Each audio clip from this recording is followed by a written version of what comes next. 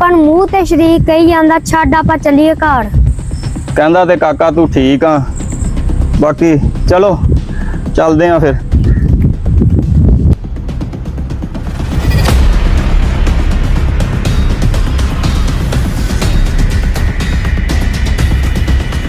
ਪਾਣੇ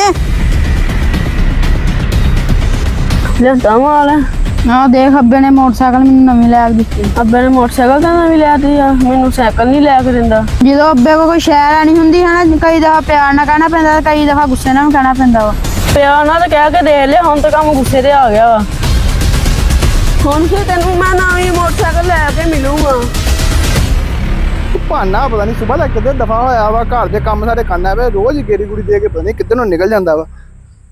ਨਹੀਂ ਕਿੱਧਰ ਨੂੰ ਗਿਆ ਹੋਇਆ ਵਾ। ਓਏ ਤੈਨੂੰ ਨਹੀਂ ਪਤਾ ਕਿੱਧਰ ਨੂੰ ਵਾਰਾ ਫੇਰਨ ਦੇ ਆ? ਤੈਨੂੰ ਨਹੀਂ ਪਤਾ ਘਰ ਕੰਮ ਕਰਨ ਵਾਲੇ ਪਏ ਆ ਤੇ ਤੂੰ ਵਾਰਾ ਕਰਦੀ ਰੋਜ਼ ਨਿਕਲ ਜਾਂਦਾ। ਕਿੱਧਰੋਂ ਆਇਆ ਵਾ? ਮੈਂ ਜਿੱਥੇ ਮਰਜੀ ਜਾਵਾਂ, ਮੈਨੂੰ ਕੀ ਲੋੜ ਪਈ ਕੰਮ ਕਰਨ ਦੀ। ਮੈਨੂੰ ਲੱਗਦਾ ਤੂੰ ਨਸ਼ਾ ਕੀਤਾ ਵਾ। ਮੈਂ ਨਸ਼ੇ ਕਰਾਂ ਜੋ ਮਰਜੀ ਕਰਾਂ, ਤੂੰ ਮੈਨੂੰ ਮੋਟਰਸਾਈਕਲ ਲੈ ਕੇ ਦੇਣੀ ਕਿ ਨਹੀਂ ਨਵੀਂ ਲੈ ਕੇ ਦੇਣੀ? ਪੈਸੇ ਦਰਖਤਾਂ ਲੱਗਦੇ ਆ, ਤੈਨੂੰ ਮੈਂ 2 ਸਾਲ ਠਹਿਰ ਕੇ ਵੀ ਸਾਈਕਲ ਹੀ ਲੈ ਕੇ ਦੇਣਾ ਵਾ। ਬਾਅਦ ਤੈਨੂੰ ਪਿਆਰ ਨਾਲ ਤੇ ਬੜੀ ਬੜੀ ਕਹਿ ਰਿਹਾ, ਹੁਣ ਗੁੱਸੇ ਨਾਲ ਕਹਿਣਾ ਲੱਗਦਾ।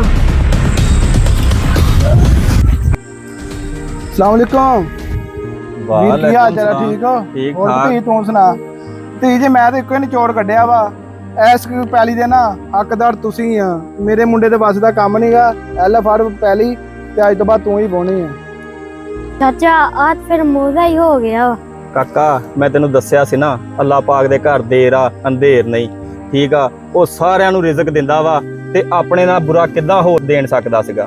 ਅੱਲਾਹ ਰੱਖੇ ਖੈਰ। ਵਾਹ ਪੈਲੀ ਤੂੰ ਆਪਣੀ।